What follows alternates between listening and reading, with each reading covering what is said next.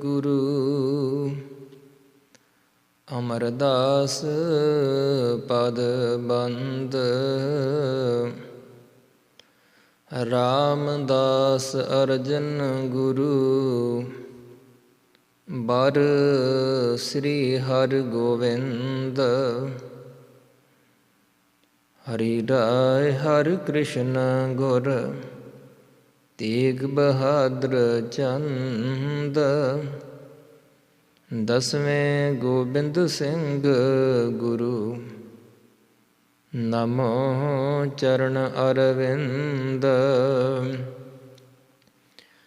ਜਿਸ ਮਹਿ ਅੰਮ੍ਰਿਤ ਗਿਆਨ ਹੈ ਮਾਣਿਕ ਭਗਤ ਵੈਰਾਗ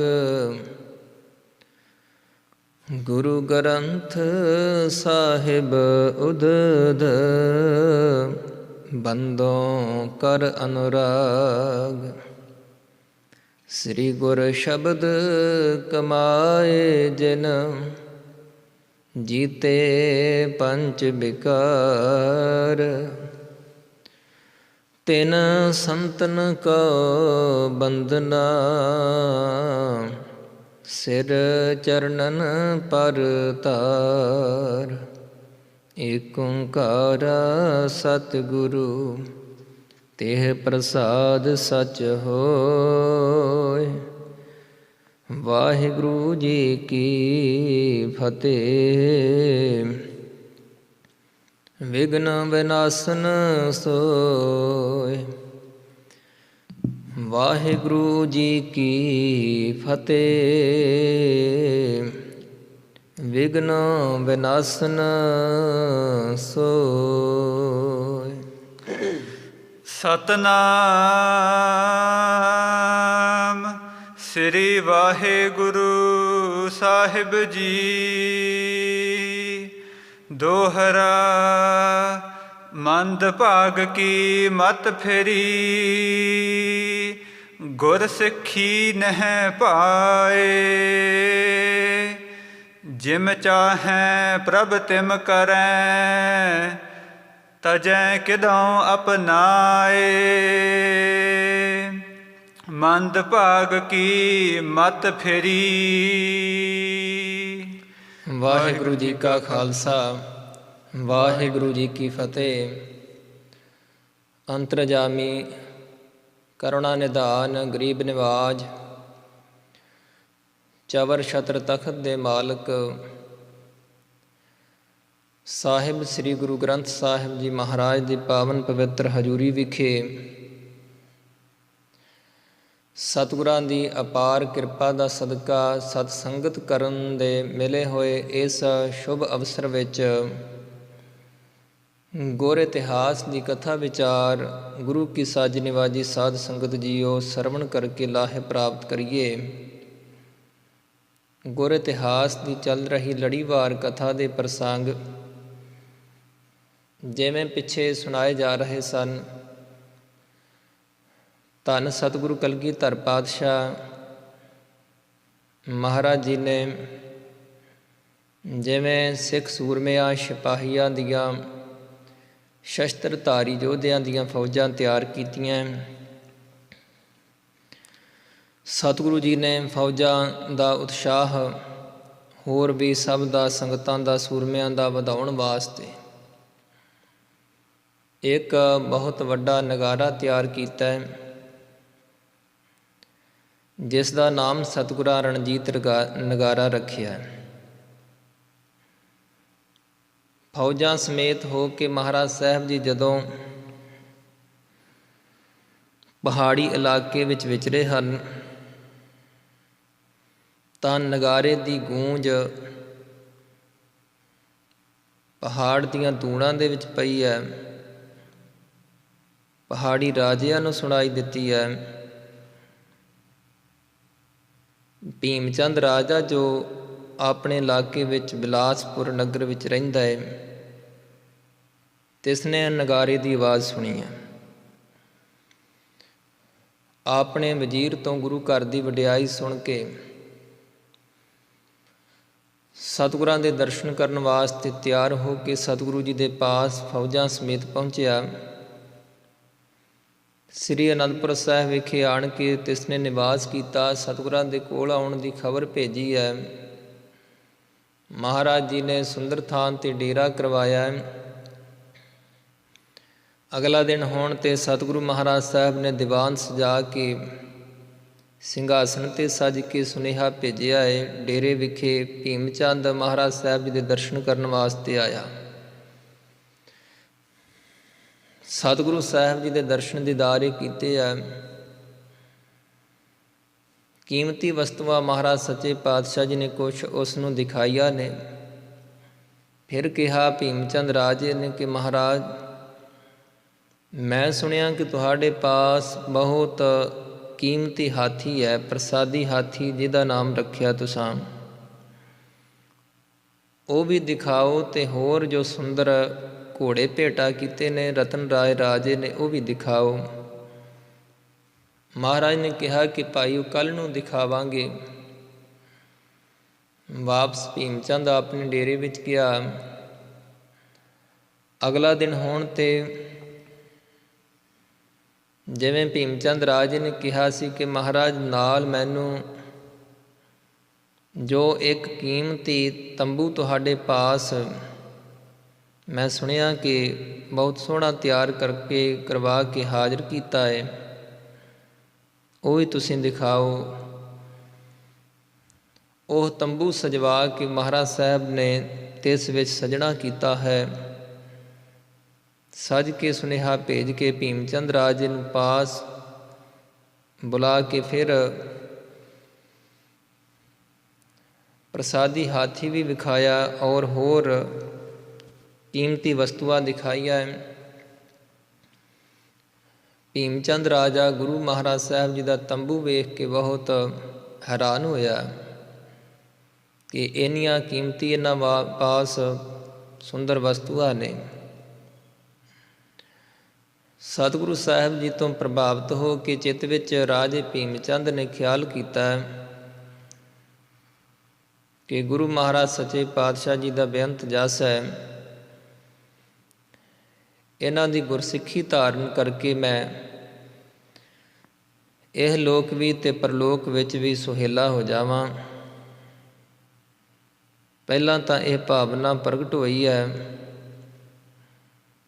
ਫਿਰ ਵਾਪਸ ਜਦੋਂ ਆਪਣੇ ਡੇਰੇ ਵਿੱਚ ਗਿਆ ਹੈ ਤਾਂ ਚਿੱਤ ਵਿੱਚ ਕਈ ਖਿਆਲ ਕੀਤੇ ਕਿ ਜੇਕਰ ਗੁਰੂ ਕਾ ਸਿੱਖ ਬਣ ਗਿਆ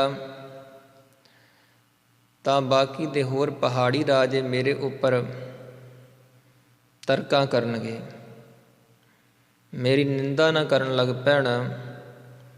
ਇਸ ਲਈ ਇਹ ਖਿਆਲ ਕਰਕੇ ਮਨ ਵਿੱਚੋਂ ਗੁਰਸਿੱਖੀ ਧਾਰਨ ਕਰਨ ਦੀ ਭਾਵਨਾ ਛੱਡ ਦਿੱਤੀ।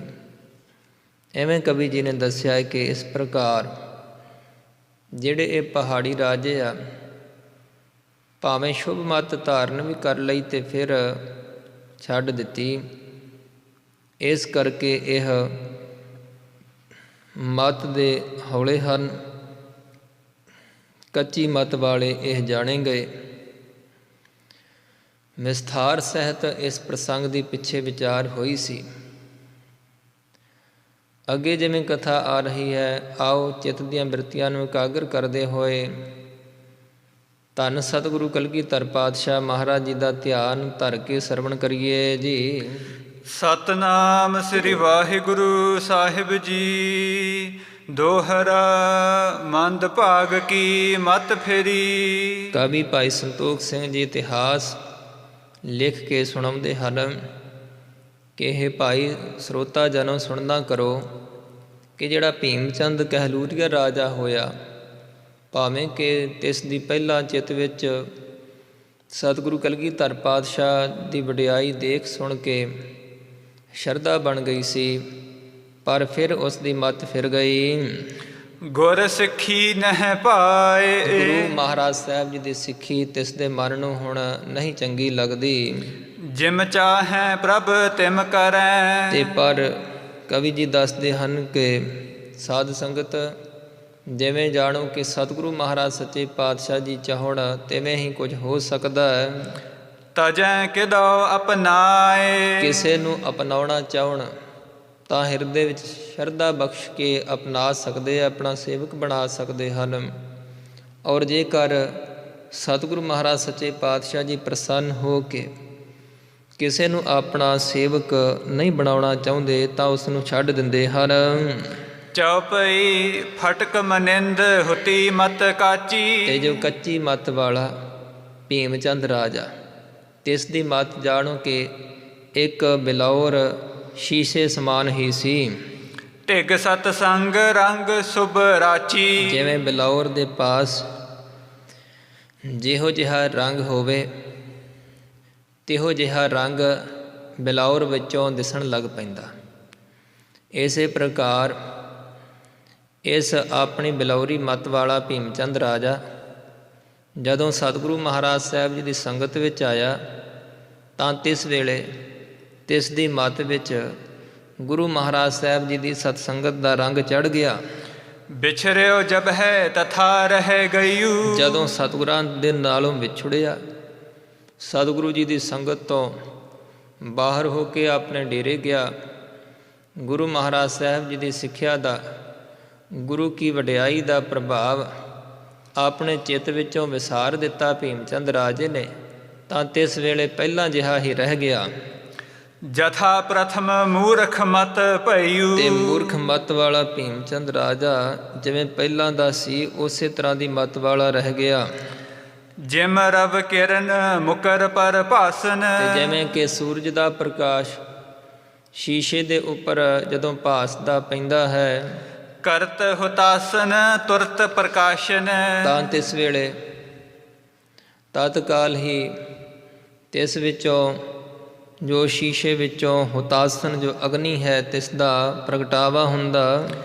ਤੇਜ ਸਹਿਤ ਹੋਏ ਜਾਤ ਪ੍ਰਤਾਪੀ। ਤੇ ਅੱਗ ਦਾ ਪ੍ਰਕਾਸ਼ ਵਿੱਚ ਪ੍ਰਗਟ ਹੁੰਦਾ ਤੇ ਫਿਰ ਬਹੁਤੇ ਪ੍ਰਕਾਸ਼ ਦੇ ਸਹਿਤ ਤਪਤ ਵਾਲਾ ਤਪਸ਼ ਵਾਲਾ ਹੋ ਜਾਂਦਾ ਹੈ ਉਹ ਸ਼ੀਸ਼ਾ, ਤੇ ਹੋਰ ਕਿਸੇ ਨੂੰ ਵੀ ਸਾੜਨ ਵਾਲਾ ਪ੍ਰਤਾਪ ਵਾਲਾ ਹੋ ਜਾਂਦਾ ਹੈ। ਮੋਹਦਾਰ ਕੋ ਦੇਵਤ ਖਾਪੀ। ਤੇ ਪਾਸ ਕੋਈ ਲੱਕੜ ਆ ਜਾਵੇ ਤਾਂ ਤਿਸ ਲੱਕੜ ਨੂੰ ਵੀ ਫਿਰ ਉਹ ਸਾੜਨ ਦੀ ਸ਼ਕਤੀ ਵਾਲਾ ਹੋ ਜਾਂਦਾ ਸ਼ੀਸ਼ਾ। ਇਸੇ ਪ੍ਰਕਾਰ ਗੁਰੂ ਰੂਪ ਸੂਰਜ ਦਾ ਪ੍ਰਕਾਸ਼ ਜਦੋਂ ਭੀਮ ਚੰਦ ਦੇ ਹਿਰਦੇ ਵਿੱਚ ਪਿਆ ਹੈ ਤਾਂ ਤਿਸ ਵੇਲੇ ਤਾਂ ਪ੍ਰਭਾਵ ਬਣਿਆ, ਹਿਰਦੇ ਦਾ ਮੋਹ ਨਾਸ ਹੋਇਆ। ਇਸੇ ਤਰ੍ਹਾਂ ਗੁਰੂ ਕੀ ਸੰਗਤ ਜਦੋਂ ਸਤਿਗੁਰੂ ਮਹਾਰਾਜ ਸੱਚੇ ਪਾਤਸ਼ਾਹ ਜੀ ਦੇ ਸ਼ਬਦ ਦਾ ਪ੍ਰਕਾਸ਼ ਪੈਂਦਾ ਹੈ ਤਾਂ ਮੱਤ ਵਿੱਚ ਫਿਰ ਪ੍ਰਕਾਸ਼ ਹੋ ਜਾਂਦਾ ਹੈ। ਜੋਤ ਸਰੂਪ ਪਰਮੇਸ਼ਰ ਦੀ ਬ੍ਰਹਮ ਅਗਨੀ ਦਾ ਪ੍ਰਕਾਸ਼ ਹੋ ਜਾਂਦਾ ਹੈ। ਤਾਂ ਤਿਸ ਵੇਲੇ ਜੋ ਮੋਹ ਰੂਪ ਲੱਕੜ ਹੈ ਉਹ ਗੁਰੂ ਮਹਾਰਾਜ ਸਾਹਿਬ ਜੀ ਦੇ ਪ੍ਰਤਾਪ ਕਰਕੇ ਸੜਦੀ ਹੈ, ਮੋਹ ਦਾ ਫਿਰ ਨਾਸ ਹੋ ਜਾਂਦਾ ਹੈ। ਜੇ ਰਵ ਕਿਰਨ ਛੁਹੈ ਨਹਿ ਤਾਹੂ। ਤੇ ਜੇਕਰ ਸੂਰਜ ਦੀਆਂ ਕਿਰਨਾਂ ਜੋ ਸ਼ੀਸ਼ੇ ਨੂੰ ਨਾ ਪਰਸਣ ਰਹਿ ਤਥਾ ਹੋਏ ਕਾਜ ਨ ਕਾਹੂ। ਤਾਂ ਤਿਵੇਂ ਦਾ ਹੀ ਪਹਿਲਾਂ ਜਿਹਾ ਹੀ ਉਹ ਸ਼ੀਸ਼ਾ ਰਹਿ ਜਾਂਦਾ, ਤਿਸ ਨਾਲ ਅੱਗ ਬਾਲਣ ਦਾ ਕੋਈ ਕਾਰਜ ਨਹੀਂ ਸਵਾਰਿਆ ਜਾ ਸਕਦਾ।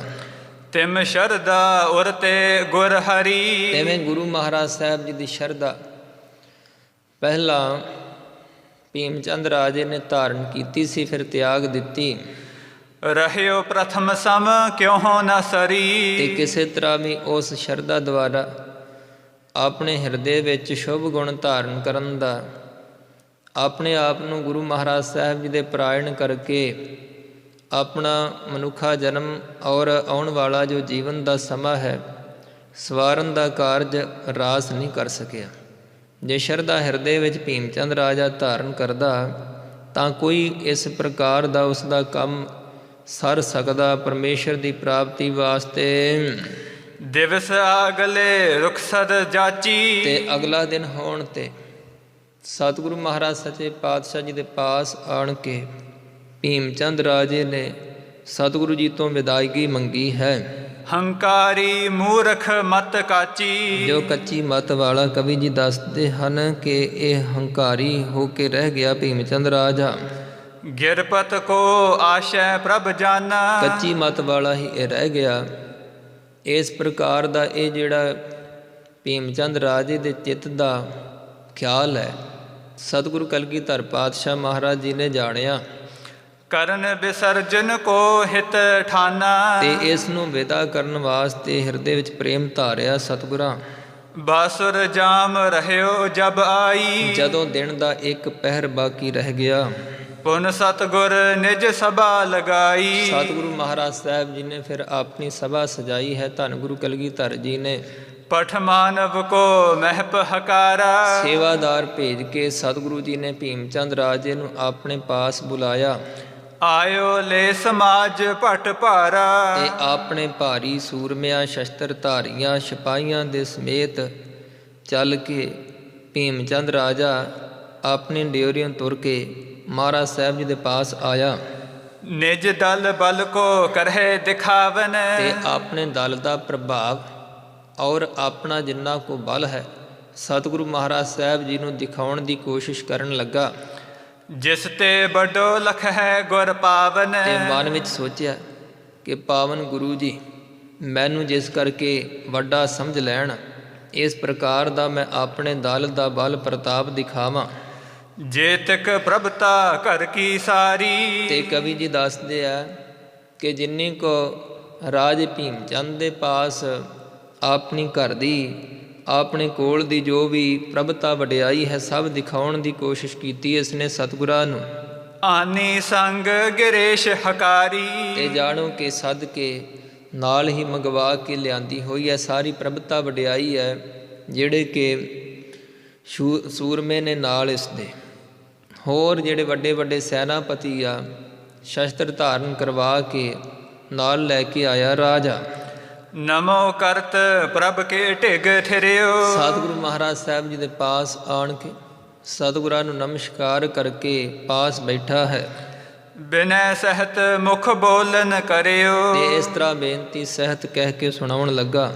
ਰਾਜ ਸਾਜ ਕੀ ਅਨਕ ਪ੍ਰਕਾਰਾ। ਤੇ ਰਾਜ ਸਾਜ ਦੀਆਂ ਅਨੇਕ ਪ੍ਰਕਾਰ ਦੀਆਂ ਗੱਲਾਂ ਇਸਨੇ ਸਤਿਗੁਰੂ ਮਹਾਰਾਜ ਸਾਹਿਬ ਦੇ ਨਾਲ ਕੀਤੀਆਂ। ਕਹਿਤ ਬਾਤ ਬਨ ਖਿਲਨ ਸ਼ਿਕਾਰਾ। ਤੇ ਜੰਗਲ ਵਿੱਚ ਸ਼ਿਕਾਰ ਆਦਿਕ ਖੇਡਣ ਦੀਆਂ ਵੀ ਬਾਤਾਂ ਪਾਈਆਂ। ਦ્વੈ ਘਟਕਾ ਜਬ ਬੈਠ ਬਿਤਾਈ। ਸਤਿਗੁਰਾਂ ਦੇ ਪਾਸ ਬੈਠ ਕੇ ਰਾਜੇ ਭੀਮ ਚੰਦ ਨੇ 2 ਕੁ ਘੜੀਆਂ ਦਾ ਸਮਾਂ ਜਦ ਬਿਤਾਇਆ ਨੰਦ ਚੰਦ ਦਿਸ਼ ਦ੍ਰਿਸ਼ਟ ਚਲਾਈ। ਤਾਂ ਧੰਨ ਗੁਰੂ ਕਲਗੀਧਰ ਪਾਤਸ਼ਾਹ ਮਹਾਰਾਜ ਜੀ ਨੇ ਆਪਣੇ ਸੇਵਕ ਭਾਈ ਨੰਦ ਚੰਦ ਵੱਲ ਵੇਖਿਆ ਹੈ। ਕਹਿਓ ਪ੍ਰਭੂ ਉਠ ਅੰਨ ਹੋ ਜਾਈ। ਸਤਿਗੁਰਾਂ ਨੇ ਕਿਹਾ ਭਾਈ ਨੰਦ ਚੰਦ ਉੱਠ ਕੇ ਸਿਰੋਂ ਪਾਉ ਲਿਆਓ। ਸਿਰੇ ਪਾਓ ਦੀਜੈ ਗਿਰ ਰਾਈ। ਤੇ ਰਾਜੇ ਭੀਮ ਚੰਦ ਨੂੰ ਸਿਰੋਂ ਪਾਉ ਦਿਓ। ਸੁਨਤ ਹੁਕਮ ਕੋ ਤਤ ਛਿਨ ਆਨਾ। ਗੁਰੂ ਕਾ ਹੁਕਮ ਸੁਣ ਕੇ ਭਾਈ ਨੰਦ ਚੰਦ ਜੀ ਸਿਰੋਂ ਪਾਉ ਲੈ ਕੇ ਆਏ। ਪਸ਼ਮੰਬਰ ਜਿਸ ਮੋਲ ਮਹਾਨਾ। ਬਹੁਤਾ ਕੀਮਤੀ ਪਸ਼ਮੀਨੇ ਦਾ ਬਣਿਆ ਹੋਇਆ ਬਸਤਰ ਲਿਆ ਕੇ ਮਹਾਰਾਜ ਸਾਹਿਬ ਜੀ ਦੇ ਪਾਸ ਪੇਸ਼ ਕੀਤਾ ਹੈ। ਜ਼ਰੀ ਛੋਰ ਜੁਗ ਜਾਹੇ ਬਡੇਰੀ। ਤੇ ਜਿਸ ਦੇ 2 ਪੱਲੇ ਹਨ ਜਰੀਦਾਰ ਸੁੰਦਰ ਬਣੇ ਹੋਏ। ਦੀਰਘ ਪਗਿਆ ਸੂਖਮ ਹੇਰੀ। ਤੇ ਐਸੀ ਬਰੀਕ ਬਸਤਰ ਦੀ ਵੱਡੀ ਪੱਗ ਜੋ ਵੇਖੀ ਹੈ। ਗੁਰ ਕੇ ਪਦ ਅਰਬਿੰਦ ਲਗਾਏ। ਭਾਈ ਨੰਦ ਚੰਦ ਜੀ ਨੇ ਸਤਿਗੁਰੂ ਮਹਾਰਾਜ ਸੱਚੇ ਪਾਤਸ਼ਾਹ ਜੀ ਦੀ ਆਗਿਆ ਅਨੁਸਾਰ ਸਤਿਗੁਰਾਂ ਦੇ ਚਰਨਾਂ ਨਾਲ ਉਹ ਸੁੰਦਰ ਕੀਮਤੀ ਸੂਖਮ ਬਰੀਕ ਦਸਤਾਰ ਸੁਹਾਈ ਹੈ। ਦੀਨੀ ਨੰਦ ਚੰਦ ਗਿਰ ਰਾਏ। ਸਤਿਗੁਰੂ ਜੀ ਦੇ ਚਰਨੀ ਛੁਹਾ ਕੇ ਭਾਈ ਨੰਦ ਚੰਦ ਜੀ ਨੇ ਪਹਾੜੀ ਰਾਜੇ ਭੀਮ ਚੰਦ ਨੂੰ ਇਸ ਦਸਤਾਰ ਦਾ ਸਿਰੋਂ ਪਾਉ ਦਿੱਤਾ। ਲੈ ਨਿਜ ਕਰਮ ਹੈ ਸੀਸ ਲਗਾਈ। ਤੇ ਆਪਣੇ ਹੱਥਾਂ ਵਿੱਚ ਰਾਜਾ ਭੀਮ ਚੰਦ ਗੁਰੂ ਸਾਹਿਬ ਜੀ ਵੱਲੋਂ ਬਖਸ਼ਿਸ਼ ਕਰਵਾਈ ਹੋਈ ਪੱਗ ਲੈ ਕੇ ਆਪਣੇ ਸਿਰ ਨੂੰ ਛੁਹਾਉਂਦਾ ਹੈ। ਪੁਨ ਕੋ ਛਿਪ ਕੇ ਕਰ ਪਕਰਾਈ। ਤੇ ਆਪਣੇ ਸਿਰ ਨੂੰ ਛੁਹਾ ਕੇ ਰਾਜੇ ਭੀਮ ਚੰਦ ਨੇ ਜੋ ਫਿਰ ਆਪਣੀ ਇਹ ਜੋ ਦਸਤਾਰ ਹੈ ਇਹ ਆਪਣੇ ਖਜ਼ਾਨਚੀ ਨੂੰ ਦੇ ਦਿੱਤੀ ਹੈ। ਪੁਨ ਵਜ਼ੀਰ ਕੋ ਦੇ ਸਿਰੁ ਪਾਏ। ਤੇ ਫਿਰ ਸਤਿਗੁਰੂ ਮਹਾਰਾਜ ਸੱਚੇ ਪਾਤਸ਼ਾਹ ਜੀ ਨੇ ਜਿਹੜਾ ਰਾਜੇ ਭੀਮ ਚੰਦ ਦਾ ਵਜ਼ੀਰ ਆਇਆ ਨਾਲ, ਤਿਸ ਨੂੰ ਵੀ ਸਿਰੋਂ ਪਾਉ ਬਖਸ਼ਿਆ। ਅਪਰ ਮੁਸਾਹਿਬ ਢਿਗ ਸਮੁਦਾਏ। ਤੇ ਹੋਰ ਜਿਹੜੇ ਭੀਮ ਚੰਦ ਦੇ ਅਹਿਲਕਾਰ ਨੇ ਤਿਨਾਂ ਨੂੰ ਵੀ ਮਹਾਰਾਜ ਸਿਰੋਂ ਪਾਉ ਬਖਸ਼ਦੇ ਹਨ। ਗੁਰ ਘਰ ਤੇ ਸਭ ਹਿਨ ਕੋ ਮਿਲਿਓ। ਤੇ ਗੁਰੂ ਘਰ ਦੇ ਵਿੱਚੋਂ ਸਭ ਜਿਹੜੇ ਮੁਹਤਬਰ ਅਹਿਲਕਾਰ ਹੈ ਤਿਨਾਂ ਨੂੰ ਮਹਾਰਾਜ ਸਾਹਿਬ ਨੇ ਸਿਰੋਂ ਪਾਉ ਬਖਸ਼ਿਸ਼ ਕੀਤੇ। ਨਮੋ ਠਾਨ ਚਾਹਤ ਚਿਤ ਚਲਿਓ। ਤੇ ਸਤਿਗੁਰੂ ਮਹਾਰਾਜ ਸਾਹਿਬ ਜੀ ਨੂੰ ਨਮਸਕਾਰ ਕਰਕੇ ਹੁਣ ਚਿੱਤ ਵਿੱਚ ਚਾਹੁੰਦਾ ਹੈ ਕਿ ਮੈਂ ਮਹਾਰਾਜ ਸਾਹਿਬ ਜੀ ਦੇ ਪਾਸੋਂ ਵਿਦਾ ਹੋਵਾਂ। ਭੀਮ ਚੰਦ ਆਨੰਦ ਬਿਲੰਦਾ। ਐਵੇਂ ਰਾਜਾ ਭੀਮ ਚੰਦ ਕਹਿਲੂਰੀਆ ਸਤਿਗੁਰੂ ਮਹਾਰਾਜ ਸਾਹਿਬ ਜੀ ਦੇ ਪਾਸੋਂ ਸਿਰੋਂ ਪਾਉ ਬਖਸ਼ਿਸ਼ ਪ੍ਰਾਪਤ ਕਰਕੇ ਬੜੇ ਆਨੰਦ ਸਹਿਤ ਹੋਇਆ। ਨਿਕਸਿਓ ਵਹਿਰ ਸੰਗ ਨਰ ਬ੍ਰਿੰਦਾ। ਤੇ ਬਹੁਤੇ ਆਪਣੇ ਨਾਲ ਦੇ ਸਾਥੀਆਂ ਨੂੰ ਅਹਿਲਕਾਰਾਂ ਵਜ਼ੀਰਾਂ ਨੂੰ ਲੈ ਕੇ ਸਤਿਗੁਰਾਂ ਦੇ ਪਾਸੋਂ ਬਾਹਰ ਨਿਕਲਿਆ। ਨਿਜ ਡੇਰੇ ਮਹਿ ਪਹੁੰਚਿਓ ਜਾਈ। ਤੇ ਆਪਣੇ ਡੇਰੇ ਵਿੱਚ ਜਾ ਪਹੁੰਚਿਆ। ਨਿਸਾ ਬਿਤਾਇਸ ਕੀਨ ਚੜਾਈ। ਤੇ ਆਪਣੇ ਡੇਰੇ ਵਿੱਚ ਰਹਿ ਕੇ ਫਿਰ ਇਸ ਨੇ ਰਾਤ ਬਤੀਤ ਕੀਤੀ ਹੈ। ਧੁੰਦਬ ਕੋ ਬਜਾਏ ਪਗ ਮਗ ਪਰਿਓ। ਤੇ ਅਗਲਾ ਦਿਨ ਹੋਣ ਤੇ ਫਿਰ ਆਪਣੇ ਇਲਾਕੇ ਵੱਲ ਨੂੰ ਇਸ ਪਹਾੜੀ ਰਾਜੇ ਭੀਮ ਚੰਦ ਨੇ ਨਗਾਰੇ ਵਜਵਾ ਕੇ ਚਾਲਾ ਪਾਇਆ।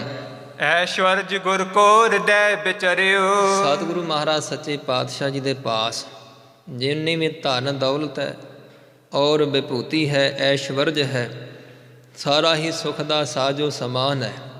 ਔਰ ਰਾਜਿਆਂ ਮਹਾਰਾਜਿਆਂ ਵਾਲਾ ਤੇਜ ਪ੍ਰਤਾਪ ਭਰਿਆ ਫੌਜਾਂ ਦਾ ਜੋ ਸਾਜੋ ਸਮਾਨ ਹੈ, ਦੇਖ ਕੇ ਆਪਣੇ ਚਿੱਤ ਵਿੱਚ ਹੁਣ ਵਾਪਸ ਜਾਂਦਾ ਹੋਇਆ ਜੋ ਭੀਮ ਚੰਦ ਰਾਜਾ ਵਿਚਾਰਾਂ ਕਰਦਾ ਏ।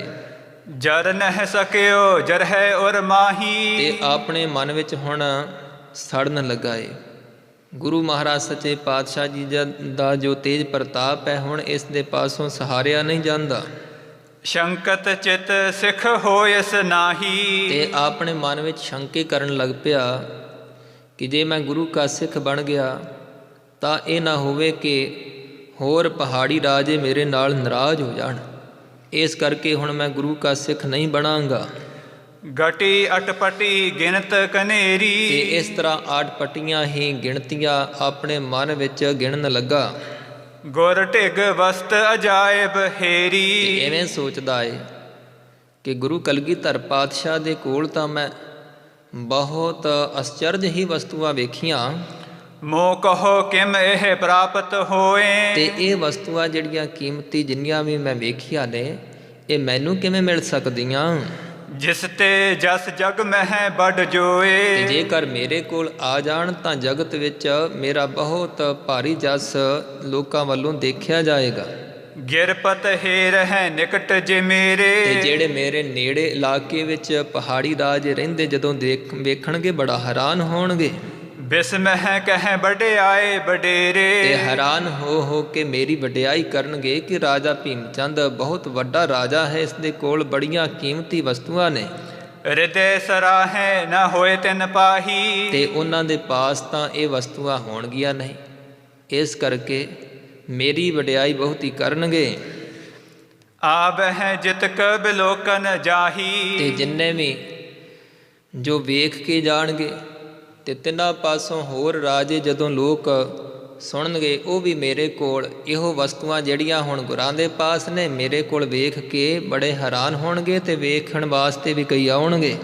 ਜੇਕਰ ਸਭ ਵਸਤੂ ਨਹਿ ਪਾਵੋਂ। ਤੇ ਜੇਕਰ ਸਤਿਗੁਰਾਂ ਦੇ ਕੋਲ ਜਿਹੜੀਆਂ ਇਹ ਸਭ ਵਸਤੂਆਂ ਨੇ ਇਹ ਮੈਂ ਨਾ ਪ੍ਰਾਪਤ ਕਰ ਸਕਿਆ ਜਿਉਂ ਕਿਉਂ ਕਰ ਕੁੰਚਰ ਅਨਵਾਵੋਂ। ਤਾਂ ਘੱਟੋ ਘੱਟ ਜਿਹੜਾ ਗੁਰਾਂ ਦੇ ਪਾਸ ਪ੍ਰਸਾਦੀ ਹਾਥੀ ਹੈ ਉਹ ਤਾਂ ਜਿਵੇਂ ਕਿਵੇਂ ਕਰਕੇ ਜ਼ਰੂਰ ਮੰਗਵਾ ਲਵਾਂਗਾ। ਪ੍ਰਥਮ ਕਰੋ ਛਲ ਬੁੱਧ ਬਲ ਪਾਏ। ਤੇ ਆਪਣੇ ਮਤ ਦਾ ਪਹਿਲਾਂ ਮੈਂ ਛਲ ਕਰਾਂਗਾ ਬੁੱਧ ਬਲ ਦਾ। ਬਿਨਾ ਬਖੇਰੇ ਪਹੁੰਚ ਹੈ ਆਏ। ਤੇ ਮੈਂ ਤਾਂ ਕੋਸ਼ਿਸ਼ ਪਹਿਲਾਂ ਇਹ ਕਰਨੀ ਹੈ ਕਿ ਝਗੜਾ ਨਾ ਕੋਈ ਕਰਨਾ ਪਵੇ ਤੇ ਉਵੇਂ ਬਿਨਾਂ ਝਗੜਨ ਤੋਂ ਹੀ ਮੇਰੇ ਕੋਲ ਪ੍ਰਸਾਦੀ ਹਾਥੀ ਗੁਰਾਂ ਦਾ ਪਹੁੰਚ ਜਾਵੇ। ਕਿਸੀ ਬਹਾਨੇ ਕਰਹੁ ਜਾਚੇ। ਤੇ ਕਿਸੇ ਬਹਾਨੇ ਮੈਂ ਗੁਰਾਂ ਦੇ ਪਾਸੋਂ ਛਲ ਕਪਟ ਨਾਲ ਮੰਗ ਹੀ ਲੈਂਦਾ ਹਾਂ।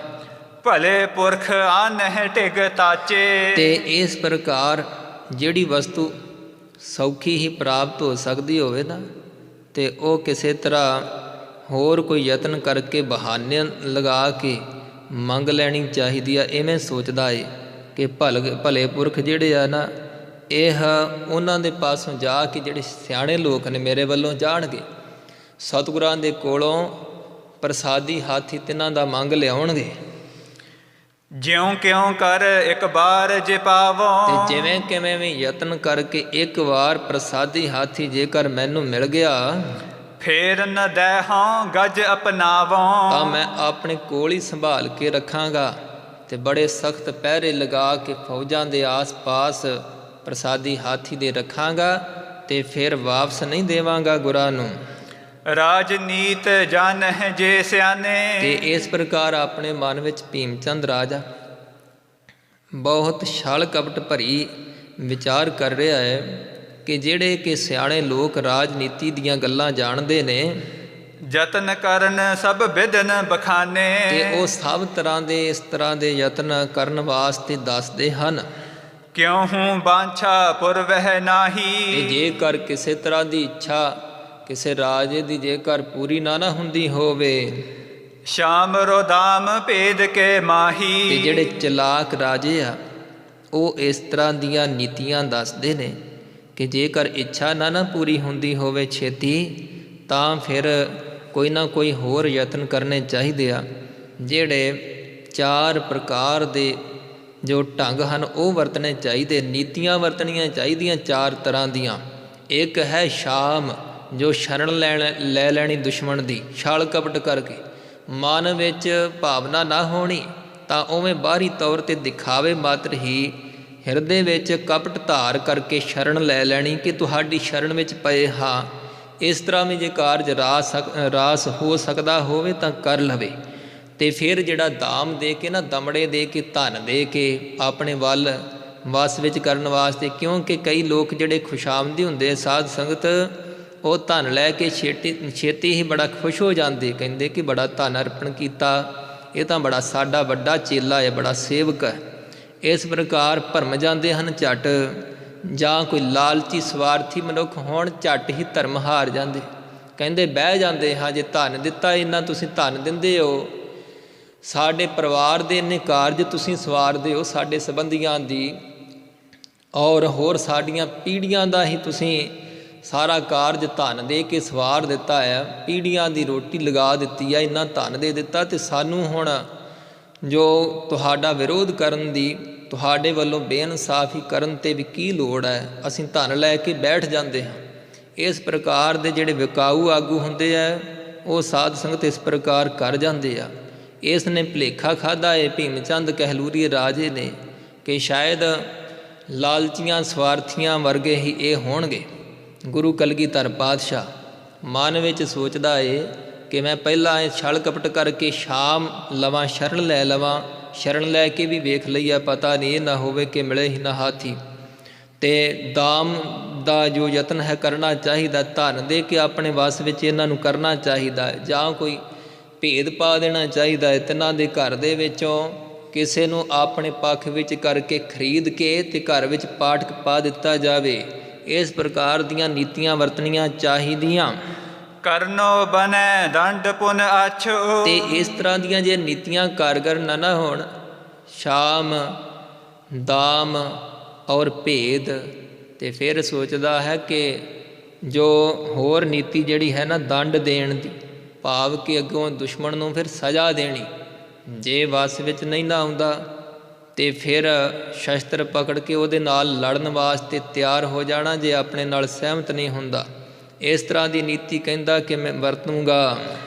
ਬਲ ਦਲ ਨਿਜ ਪਰ ਲਖ ਕਰ ਆਛੋ। ਤੇ ਆਪਣੇ ਦਲ ਦਾ ਜੋ ਬਲ ਹੈ ਆਪਣੇ ਪਾਸ ਚੰਗਾ ਵੇਖ ਕਰਕੇ, ਜਥਾ ਕਰਮ ਇਨ ਕਰਹਿ ਬਨਾਈ। ਤੇ ਜਿਸ ਪ੍ਰਕਾਰ ਸੋ ਐਸੇ ਜਿਹੜੇ ਕਰਮ ਹਨ ਨਾ, ਸੋ ਵਾਰੀ ਵਾਰੀ ਮੈਂ ਕਰਾਂਗਾ। ਪ੍ਰਥਮ ਸਾਮ ਮਿਲਬੋ ਬਨ ਆਈ। ਤੇ ਇਹ ਜਿਹੜੇ ਕਰਮ ਹਨ, ਸ਼ਾਮ, ਦਾਮ, ਦੰਡ, ਭੇਦ, ਪਹਿਲਾਂ ਹੀ ਇਹ ਵਰਤਣੇ ਚਾਹੀਦੇ। ਪਹਿਲਾਂ ਸ਼ਾਮ ਜਿਹੜਾ ਹੈ ਉਹ ਕਰਮ ਵਰਤਾਂਗਾ। ਇਸ ਤੇ ਕਾਜ ਸੁਧਾਰਹਿ ਨਾਨਾ। ਤੇ ਇਸ ਨਾਲ ਹੀ ਬਹੁਤ ਸਾਰੇ ਕਾਰਜ ਜਿਹੜੇ ਹੈ ਸ਼ਾਮ ਨਾਲ ਭਾਵ ਕੇ ਸ਼ਰਨ ਪ੍ਰਾਪਤ ਕਰਨ ਨਾਲ ਹੀ ਸੌਰ ਸਕਦੇ ਹਨ। ਸੋ ਕਹੀਅਤ ਅਤਿਸ਼ੈ ਮਤਵਾਨਾ। ਤੇ ਉਹ ਬੜੇ ਸਿਆਣੇ ਕਹੇ ਜਾਂਦੇ ਆ ਜਿਹੜੇ ਸ਼ਰਨ ਲੈ ਕੇ ਹੀ ਆਪਣੇ ਕਾਰਜ ਸਵਾਰ ਲੈਂਦੇ। ਜੇ ਇਸ ਤੇ ਨਹਿ ਬਾਂਛਾ ਪੁਰੈ। ਤੇ ਜੇ ਸ਼ਾਮ ਭਾਵ ਕਿ ਸ਼ਰਨ ਪ੍ਰਾਪਤ ਕਰਨ ਨਾਲ ਵੀ ਆਪਣੀ ਇੱਛਾ ਪੂਰਤੀ ਨਾ ਹੁੰਦੀ ਹੋਵੇ ਦਾਮ ਦੇਨ ਕੋ ਸ਼ੁਭ ਮਤ ਧਰੈ। ਤਾਂ ਫਿਰ ਜਿਹੜੇ ਸਿਆਣੇ ਲੋਕ ਆ ਨਾ ਫਿਰ ਉਹ ਯਤਨ ਕਰਦੇ ਆ ਕਿ ਹੁਣ ਅਸੀਂ ਧਨ ਦੇਈਏ। ਆਪਣੀ ਪਹਿਲੀ ਕੋਸ਼ਿਸ਼ ਤਾਂ ਕਰਕੇ ਵੇਖ ਲਈਏ, ਸ਼ਰਨ ਲੈ ਕੇ ਵੇਖਿਆ, ਬਾਹਰੀ ਤੌਰ 'ਤੇ ਦਿਖਾਵਾ ਕਰਕੇ ਕਿ ਸਾਡੇ ਅਨੁਸਾਰ ਚੱਲਣ, ਸਾਡੇ ਉੱਪਰ ਖੁਸ਼ ਹੋ ਜਾਣ, ਪਰ ਇਹ ਤਾਂ ਖੁਸ਼ ਨਹੀਂ ਹੋਏ। ਹੁਣ ਅਸੀਂ ਵੇਖੀਏ ਕਿ ਇਹਨਾਂ ਨੂੰ ਖਰੀਦਿਆ ਜਾਵੇ ਧਨ ਦੇ ਕੇ। ਦਾਮ ਦਾ ਜਿਹੜਾ ਹੈ ਉਹ ਯਤਨ ਉਹ ਕਰੀਏ। ਪਰ ਕੇ ਔਰ ਲਾਲਚ ਉਪਜਾਏ। ਇਸ ਤਰ੍ਹਾਂ ਦਾਮ ਦਮੜੇ ਆਦਿਕ ਦੇ ਕੇ, ਧਨ ਦੇ ਕੇ ਪਰਾਏ ਦੇ ਹਿਰਦੇ ਦੇ ਵਿੱਚ ਲਾਲਚ ਪੈਦਾ ਕਰ ਦਿੱਤਾ ਜਾਵੇ। ਆਪਣੋ ਕਾਰਜ ਲਏ ਬਣਾਏ। ਤੇ ਆਪਣਾ ਕਾਰਜ ਇਵੇਂ ਛੇਤੀ ਸੌਖਾ ਹੀ ਧਨ ਦੇ ਲੋਭੀ ਬਣਾ ਕੇ ਦੁਸ਼ਮਣ ਨੂੰ ਸਵਾਰ ਲਵੇ। ਸੋ ਪੂਰਬ ਤੇ ਲਗ ਮਤ ਅਹਈ। ਤੇ ਇਹ ਤਾਂ ਜਿਹੜੀ ਪਹਿਲਾਂ ਨਾਲੋਂ ਛੋਟੀ ਮੱਤ ਵਾਲੀ ਇਹ ਬਾਤ ਹੈ ਕਿ ਦਮੜੇ ਦੇ ਕੇ ਆਪਣੇ ਵਸ ਵਿੱਚ ਕਰਨ ਦੀ। ਰਾਜਨੀਤ ਗਿਆਤਾ ਇਮ ਕਹਈ। ਇਹ ਰਾਜਨੀਤੀ ਦੇ ਜਿਹੜੇ ਗਿਆਤਾਵਾਨ ਨੇ, ਜਿਹੜੇ ਬੜੇ ਚਤੁਰ ਚਲਾਕ ਨੇ, ਤੇ ਦੁਸ਼ਮਣ ਨੂੰ ਆਪਣੇ ਵਸ ਵਿੱਚ ਚਲਾਕੀ ਨਾਲ ਕਰਨ ਦੀ ਉਹ ਜੋ ਬੁੱਧ ਬਲ ਰੱਖਦੇ ਆ, ਇਸ ਤਰ੍ਹਾਂ ਦੀਆਂ ਗੱਲਾਂ ਉਹ ਕੋਸ਼ਿਸ਼ਾਂ ਯਤਨ ਦੱਸਦੇ ਹਨ। ਇਨ ਦੋ ਇਨ ਤੇ ਕਾਜ ਨ ਬਨੈ। ਜੇਕਰ ਸ਼ਾਮ ਤੇ ਦਾਮ ਦੇ ਦੋ ਵੱਡੇ ਯਤਨਾਂ ਦੇ ਨਾਲ ਆਪਣਾ ਕਾਰਜ ਨਾ ਸੌਰਦਾ ਹੋਵੇ ਤ੍ਰਿਤੀਯ ਭੇਦ ਕਰਬੋ ਪੁਨ ਭਨੈ। ਤੇ ਫਿਰ ਉਹ ਚਲਾਕ ਮਨੁੱਖ ਹੈ ਨਾ ਜਿਹੜੇ, ਉਹ ਦੱਸਦੇ ਆ ਕਿ ਫਿਰ ਭੇਦ ਦਾ ਯਤਨ ਕਰਨਾ ਚਾਹੀਦਾ ਹੈ। ਦੁਸ਼ਮਣ ਦੇ ਘਰ ਦੇ ਵਿੱਚ ਕੋਈ ਨਾ ਕੋਈ ਪਾਠਕ ਪਾ ਦਿੱਤਾ ਜਾਵੇ। ਜਿਹੜੇ ਕਈ ਐਸੇ ਕੋਈ ਸਵਾਰਥੀ ਵਿੱਚ ਨੇੜਲੇ ਲੋਕ ਹੋਣ ਨਾ, ਉਹਨਾਂ ਨੂੰ ਆਪਣੇ ਵਾਸ ਵਿੱਚ ਕਰ ਲਵੇ। ਉਹਨਾਂ ਨੂੰ ਲਾਲਚ ਦੇ ਕੇ ਜਾਂ ਕਿ ਉਹਨਾਂ ਨੂੰ ਕਿਸੇ ਪ੍ਰਕਾਰ ਦਾ ਡਰਾਵਾ ਦੇ ਕੇ ਕਿ ਜੇਕਰ ਆਪਣੇ ਤੁਸੀਂ ਜਿਹੜੇ ਮਾਲਕ ਹਨ ਨਾ, ਤੁਹਾਡੇ ਆਗੂ ਨੇ, ਮੁਖੀਏ ਹਨ, ਤੁਹਾਡੇ ਪਾਤਸ਼ਾਹ ਨੇ, ਰਾਜੇ ਹਨ, ਉਹਨਾਂ ਦੇ ਅਨੁਸਾਰ ਨਾ ਚੱਲੋਗੇ ਤੇ ਤਾਂ ਹੀ ਤੁਹਾਡਾ ਭਲਾ ਹੋਵੇਗਾ, ਨਹੀਂ ਤਾਂ ਤੁਹਾਨੂੰ ਲੜਨਾ ਮਰਨਾ ਪਵੇਗਾ। ਇਸ ਪ੍ਰਕਾਰ ਡਰਾਉਣਾ, ਡਰਾ ਦੇਣਾ ਤੇ ਜਾਂ ਫਿਰ ਧਨ ਦੇ ਕੇ ਆਪਣੇ ਵਸ ਵਿੱਚ ਕਰ ਲੈਣਾ, ਧਨ ਦੇ ਲੋਭੀ ਬਣਾ ਦੇਣਾ, ਜਾਂ ਕਿਸੇ ਪ੍ਰਕਾਰ ਤਿਨਾਂ ਨੂੰ ਆਪਣੇ ਰਾਜੇ ਦੇ ਵਿਰੁੱਧ ਵਿੱਚ ਕਰ ਦੇਣਾ, ਖਿਲਾਫ ਕਰ ਦੇਣਾ ਕਿ ਜੋ ਕੁਛ ਰਾਜਾ ਕਰ ਰਿਹਾ ਹੈ ਤੇ ਇਸ ਨਾਲ ਤੁਹਾਡਾ ਬਾਅਦ ਵਿੱਚ ਨੁਕਸਾਨ ਹੋਵੇਗਾ। ਇਸ ਤਰ੍ਹਾਂ ਸੋਚਦਾ ਹੈ ਕਿ ਚਲਾਕ ਮਨੁੱਖਾਂ ਨੇ ਇਹ ਨੀਤੀ ਵੀ ਦੱਸੀ ਹੈ ਭੇਦ ਦੁਸ਼ਮਣ ਦੇ ਘਰ ਵਿੱਚ ਪਾਉਣ ਦੀ। ਪਰ ਕੇ ਭਟਕੈ ਸਚ ਵਸਿਆਨੇ। ਤੇ ਪਰਾਏ ਦੇ ਭੱਟ ਜਿਹੜੇ ਕਿ ਸੂਰਮੇ ਹਨ ਤੇ ਜਾਂ ਜਿਹੜੇ ਸਿਆਣੇ ਵਜ਼ੀਰ ਹਨ, ਕਿਦੋ ਮੁਸਾਹਿਬ ਸਖਾ ਪਛਾਨੇ। ਤੇ ਜਾਂ ਜਿਹੜੇ ਸੱਜਣ ਮਿੱਤਰ ਨੇ, ਜਾਂ ਕੋਈ ਮੁਸਾਹਿਬ ਅਹਿਲਕਾਰ ਹਨ, ਇਤਿਆਦਿਕ ਪਰ ਕੇ ਅਪਨਾਏ। ਤੇ ਪਰਾਏ ਦੇ ਜਿਹੜੇ ਰਾਜੇ ਮਹਾਰਾਜੇ ਦੇ ਜੋ ਸੂਰਮੇ ਹੈ, ਜਾਂ ਸੈਨਾਪਤੀ ਨੇ, ਜਾਂ ਮੁਸਾਹਿਬ ਅਹਿਲਕਾਰ ਹਨ, ਵਜ਼ੀਰ, ਜੋ ਨਿਕਟ ਰਹਿਣ ਵਾਲੇ ਸੇਵਾਦਾਰ ਨੇ, ਉਹਨਾਂ ਨੂੰ ਆਪਣੇ ਵਾਸ ਵਿੱਚ ਕਰ ਲਵੇ, ਅਪਣਾ ਲਵੇ ਤੇ ਰਾਜੇ ਦੇ ਖਿਲਾਫ ਕਰ ਦੇਵੇ। ਦਰਬ ਕੇ ਆਦਰ ਆਦਿਕ ਗਾਏ। ਤੇ ਧਨ ਔਰ ਹੋਰ ਆਦਰ ਮਾਣ ਸਤਿਕਾਰ ਦਿੱਤਾ ਜਾਵੇ ਤਾਂ ਫਿਰ ਉਹਨਾਂ ਨੂੰ ਖੁਸ਼ ਕੀਤਾ ਜਾ ਸਕਦਾ ਹੈ। ਇਵੇਂ ਦੁਸ਼ਮਣ ਦੇ ਘਰ ਦੇ ਵਿੱਚ ਭੇਦ ਪਾਇਆ ਜਾ ਸਕਦਾ ਹੈ। ਜੋ ਦੁਸ਼ਮਣ ਦੇ ਨੇੜਲੇ ਰਹਿਣ ਵਾਲੇ ਵਜ਼ੀਰਾਂ ਨੂੰ ਆਪਣੇ ਵਾਸ ਵਿੱਚ ਕਰਕੇ ਧਨ ਦੁਆਰਾ ਲਾਲਚੀ ਬਣਾ ਕੇ ਇਸ ਤੇ ਆਪਣੋ ਕਾਰਜ ਕਰੈ। ਤੇ ਇਸ ਤਰ੍ਹਾਂ ਰਾਜਾ ਭੀਮ ਚੰਦ ਕਹਿਲੂਰੀਆ ਸੋਚਦਾ ਹੈ ਕਿ ਚਲਾਕ ਮਨੁੱਖਾਂ ਨੇ ਇਹ ਚਾਰ ਨੀਤੀਆਂ ਜਿਹੜੀਆਂ ਦੱਸੀਆਂ ਹੈ ਨਾ, ਸਾਮ, ਦਾਮ, ਦੰਡ, ਭੇਦ, ਇਹਨਾਂ ਨੂੰ ਵਰਤ ਕੇ ਤੇ ਆਪਣਾ ਕਾਰਜ ਮੈਂ ਸਵਾਰ ਲਵਾਂ। ਸਤਿਗੁਰੂ ਕਲਗੀਧਰ ਪਾਤਸ਼ਾਹ ਦੇ ਪਾਸ ਜਿਹੜੀਆਂ ਕੀਮਤੀ ਵਸਤੂਆਂ ਨੇ ਉਹ ਮੰਗਵਾ ਲਵਾਂ ਕਿਸੇ ਤਰ੍ਹਾਂ। ਜੋ ਮਹਿ ਪਾਲਕ ਸ਼ੁਭ ਮਤ ਧਰੈ। ਤੇ ਜਿਹੜਾ ਰਾਜਾ ਦੁਨਿਆਵੀ ਤੌਰ ਤੇ ਬੜਾ ਹੀ ਚਲਾਕ ਸਿਆਣੀ ਮੱਤ ਵਾਲਾ, ਇਸ ਤਰ੍ਹਾਂ ਚਲਾਕੀਆਂ ਵਰਤਣ ਵਾਲਾ ਜੋ ਸਿਆਣਾ ਕਿਹਾ ਜਾਂਦਾ ਹੈ, ਜੇ ਤੀਨੋਂ ਤੇ ਪੁਰਹਿ ਨ ਲਾਲਸ। ਤੇ ਉਹ ਜੇ ਇਹ ਤਿੰਨਾਂ ਨੀਤੀਆਂ ਨੂੰ ਵਰਤੇ, ਸ਼ਾਮ, ਦਾਮ ਤੇ ਭੇਦ ਆਦਿਕਨੀਆਂ ਜੋ ਜੁਗਤੀਆਂ ਵਰਤ ਕੇ ਵੀ ਉਸ ਦਾ ਕਾਰਜ ਰਾਸ ਨਾ ਹੋਵੇ, ਬਹੁਰ ਨ ਕਰੈ ਲਰਨ ਕੋ ਆਲਸ। ਤੇ ਫਿਰ ਲੜਨ ਤੋਂ ਗੁਰੇਜ਼ ਨਾ ਕਰੇ, ਫਿਰ ਲੜਨ ਵਾਸਤੇ ਤਿਆਰ ਹੋ ਜਾਵੇ ਕਿ ਜਿਹੜੀਆਂ ਵਸਤੂਆਂ ਮੈਨੂੰ ਸ਼ਰਨ ਲੈਣ ਨਾਲ ਵੀ ਨਹੀਂ ਮਿਲੀਆਂ, ਦੁਸ਼ਮਣ ਨੂੰ ਆਪਣੇ ਵਾਸ ਵਿੱਚ ਨਹੀਂ ਕਰ ਸਕਿਆ, ਔਰ ਦੁਸ਼ਮਣ ਦੇ ਨਾਲ ਰਹਿਣ ਵਾਲੇ ਜਿਹੜੇ ਹੈ ਵਜ਼ੀਰ ਅਹਿਲਕਾਰ ਨੇ, ਉਹਨਾਂ ਨੂੰ ਵੀ ਮੈਂ ਲਾਲਚੀ ਨਹੀਂ ਬਣਾ ਸਕਿਆ, ਔਰ ਸੋ ਉਹਨਾਂ ਦੇ ਘਰ ਦੇ ਵਿੱਚ ਕਿਸੇ ਪ੍ਰਕਾਰ ਦੀ ਫੁੱਟ ਵੀ ਨਹੀਂ ਮੈਂ ਪਾ ਸਕਿਆ। ਤੇ ਫਿਰ ਤਿਆਰ ਹੋ ਜਾਵੇ ਉਹਨਾਂ ਨਾਲ ਜੰਗ ਕਰਨ ਵਾਸਤੇ। ਚਾਰਹੁ ਮਹਿ ਜੇ ਪੁਰਖ ਸਿਆਣੇ। ਤੇ ਇਹ ਜਿਹੜੇ ਸਿਆਣੇ ਮਨੁੱਖ ਹਨ, ਜਿਹੜੇ ਚਲਾਕ ਮਨੁੱਖ ਕਹੇ ਜਾਂਦੇ ਹਨ, ਚਲਾਕੀ ਕਰਨ ਵਾਲੇ, ਇਹਨਾਂ ਚੌਹਾਂ ਭੇਦਾਂ ਦੇ ਵਿੱਚੋਂ ਕੂਰ ਕਪਟ ਕੋ ਨਿਪਟ ਸੁਠਾਨੇ। ਤੇ ਇਹਨਾਂ ਚੌਹਾਂ ਨੀਤੀਆਂ ਨੂੰ ਵਰਤਦੇ ਆ, ਝੂਠ ਛਲ ਕਪਟ ਆਦਿਕ ਕਰਕੇ। ਇਨ ਤੇ ਹੀ ਕਾਰਜ ਸ਼ੁਭ ਬਨਹੀ। ਤੇ ਇਸ ਤਰ੍ਹਾਂ ਚਲਾਕ ਮਨੁੱਖ ਕਹਿੰਦੇ ਹਨ ਕਿ ਐਸੀਆਂ ਨੀਤੀਆਂ ਨਾਲ ਹੀ ਸੌਖਾ ਕਾਰਜ ਆਪਣਾ ਸੌਰ ਸਕਦਾ ਹੈ। ਪਰ ਕੇ ਸਾਥ ਰਹਿ ਛਲ ਸਨਹੀ। ਤੇ ਇਵੇਂ ਭੀਮ ਚੰਦ ਰਾਜਾ ਇਹ ਸੋਚਦਾ ਹੈ ਕਿ ਜਿਹੜੇ ਚਲਾਕ ਰਾਜੇ ਹਨ ਤਿਨਾਂ ਦੀ ਇਹ ਨੀਤੀ ਹੈ ਕਿ ਹੋਰਨਾਂ ਰਾਜਿਆਂ ਦੇ ਨਾਲ ਛਲ ਕਪਟ ਕਰਦੇ ਰਹਿਣਾ ਚਾਹੀਦਾ। ਇਤਿਆਦਿਕ ਮਤ ਕੁਟਲ ਕਠੋਰਾ। ਤੇ ਇਸ ਪ੍ਰਕਾਰ ਦੀ ਕਵੀ ਜੀ ਦੱਸਦੇ ਆ ਕਿ ਬਹੁਤ ਹੀ ਖੋਟੀ ਮਤ ਜੋ ਹੈ, ਕਠੋਰ ਸਖਤ ਸੁਭਾਅ ਆਪਣੇ ਅਨੁਸਾਰ ਇਸ ਨੇ ਵਿਚਾਰੀ ਹੈ। ਇਹ ਗੱਲ ਭੀਮ ਚੰਦ ਰਾਜੇ ਨੇ ਗਿਣਤ ਗਟੀ ਗਮਨਿਓ ਘਰ ਓਰਾ। ਤੇ ਸੋਚਾਂ ਸੋਚਦਾ ਹੋਇਆ, ਆਪਣੇ ਮਨ ਵਿੱਚ ਕਈ ਤਰ੍ਹਾਂ ਦੇ ਖਿਆਲ ਕਰਦਾ ਹੋਇਆ, ਰਾਜਾ ਭੀਮ ਚੰਦ ਸਤਿਗੁਰੂ ਕਲਗੀਧਰ ਪਾਤਸ਼ਾਹ ਮਹਾਰਾਜ ਜੀ ਦੇ ਪਾਸੋਂ, ਕਿਉਂਕਿ ਇੱਕ ਦਿਨ ਪਹਿਲਾਂ ਹੀ ਸਿਰੋਂ ਪਾਓ ਇਸ ਨੇ ਪ੍ਰਾਪਤ ਕਰ ਲਿਆ ਤੇ ਸ਼ਾਮ ਦਾ ਸਮਾਂ ਸੀ। ਤੇ ਫਿਰ ਸ਼ਾਮੀ ਨਹੀਂ ਤੁਰਿਆ, ਜਦੋਂ ਕੁਵੇਲਾ ਹੋ ਗਿਆ ਜਾਣਿਆ, ਤੇ ਇਸ ਵੇਲੇ ਉੱਥੇ ਹੀ ਡੇਰਾ ਅਨੰਦਪੁਰ ਸਾਹਿਬ ਹੀ ਰੱਖਿਆ। ਪੁਰਾਤਨ ਸਮੇਂ ਵਿੱਚ ਸਾਧ ਸੰਗਤ ਜਦੋਂ ਗੁਰੂ ਮਹਾਰਾਜ ਸੱਚੇ ਪਾਤਸ਼ਾਹ ਜਾਂ ਜਿਹੜੇ ਕੋਈ ਰਾਜੇ ਜਦੋਂ ਇੱਕ ਥਾਂ ਤੋਂ ਦੂਸਰੇ ਥਾਂ ਵੱਲ ਨੂੰ ਚਾਲਾ ਪਾਇਆ ਕਰਦੇ ਸਨ, ਸ਼ਾਮ ਦਾ ਸਮਾਂ ਹੁੰਦਾ ਤਾਂ ਉੱਥੇ ਹੀ ਡੇਰਾ ਰੱਖਦੇ, ਫਿਰ ਅਗਲਾ ਦਿਨ ਹੋਣ ਤੇ ਫਿਰ ਉੱਥੋਂ ਤੁਰਦੇ।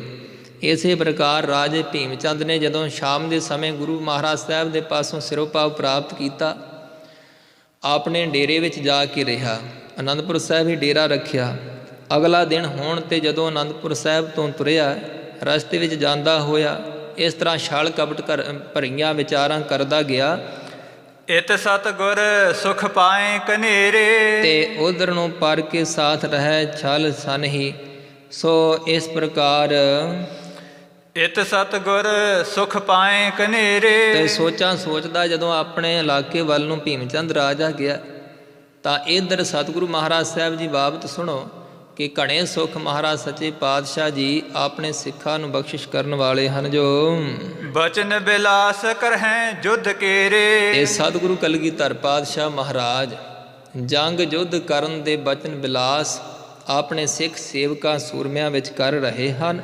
ਬੋਏ ਬੀਜ ਸੰਗਰਾਮ ਕਰਨ ਕੋ। ਤੇ ਯੁੱਧ ਰਚਣ ਦਾ ਮਹਾਰਾਜ ਸੱਚੇ ਪਾਤਸ਼ਾਹ ਜੀ ਨੇ ਬੀਜ ਬੀਜਣਾ ਕੀਤਾ।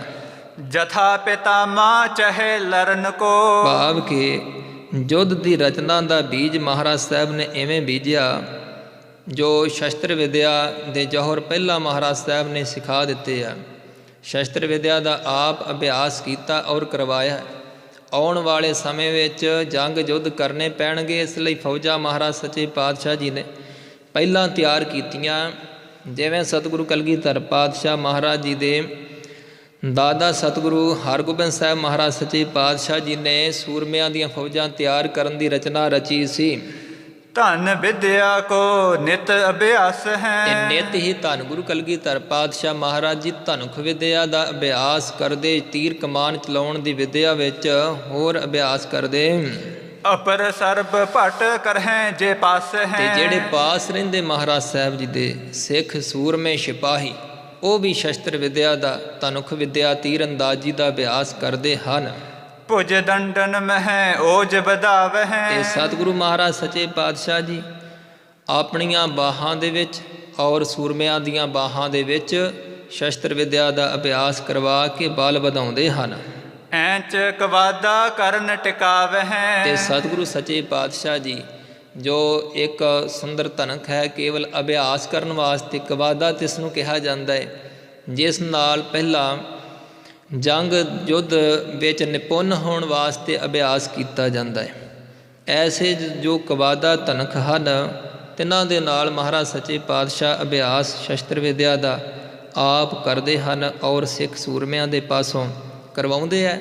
ਆਪਣੇ ਕਰ ਕਮਲ ਰਵਾਂ ਕਰਦੇ ਹੈ ਔਰ ਸੂਰਮਿਆਂ ਦੇ ਹੱਥਾਂ ਦੇ ਵਿੱਚ ਵੀ ਸੋ ਇਸ ਪ੍ਰਕਾਰ ਫੁਰਤੀ ਦੇ ਸਹਿਤ ਛੇਤੀ ਨਾਲ ਜੰਗ ਯੁੱਧ ਕਰਨ ਦੀ ਜੋ ਇਹ ਸਿੱਖਿਆ ਹੈ ਮਹਾਰਾਜ ਸੱਚੇ ਪਾਤਸ਼ਾਹ ਜੀ ਸਿਖਾ ਰਹੇ ਹੈ, ਅਭਿਆਸ ਕਰਵਾਉਂਦੇ ਹਨ। ਆਪ ਅਭਿਆਸ ਸ਼ਸਤਰ ਵਿਦਿਆ ਔਰ ਅਸਤਰ ਵਿਦਿਆ ਤੀਰ ਅੰਦਾਜ਼ੀ ਦਾ ਵੀ ਸਤਿਗੁਰੂ ਸੱਚੇ ਪਾਤਸ਼ਾਹ ਜੀ ਕਰਦੇ ਹਨ। ਇੱਥੋਂ ਤੱਕ ਸਮੇਂ ਅਨੁਸਾਰ ਕਥਾ ਵਿਚਾਰ ਕਰਦਿਆਂ ਹੋਈਆਂ ਬੇਅੰਤ ਭੁੱਲਾਂ ਚੁੱਕਾਂ ਦੀ ਖਿਮਾ ਅਗਾਹ ਵਾਸਤੇ ਗਰੀਬ ਨਿਵਾਜ ਸਤਿਗੁਰੂ ਮਹਾਰਾਜ ਸੱਚੇ ਪਾਤਸ਼ਾਹ ਜੀ ਸਾਧ ਸੰਗਤ ਅੱਗੇ ਵਾਸਤੇ ਕਿਰਪਾ ਕਰਕੇ ਸਮਤ ਬਖਸ਼ਿਸ਼ ਕਰਨੀ ਜੀ। ਧਨ ਵਿਦਿਆ ਕੋ ਨਿਤ ਅਭਿਆਸ ਹੈ, ਅਪਰ ਸਰਬ ਭਟ ਕਰਹਿ ਜੇ ਪਾਸ ਹੈ। ਭੁਜ ਦੰਡਨ ਮਹਿ ਓਜ ਵਧਾਵ ਹੈ, ਐਂਚ ਕਵਾਦਾ ਕਰਨ ਟਿਕਾਵ ਹੈ। ਵਾਹਿਗੁਰੂ ਜੀ ਕਾ ਖਾਲਸਾ, ਵਾਹਿਗੁਰੂ ਜੀ ਕੀ ਫਤਿਹ।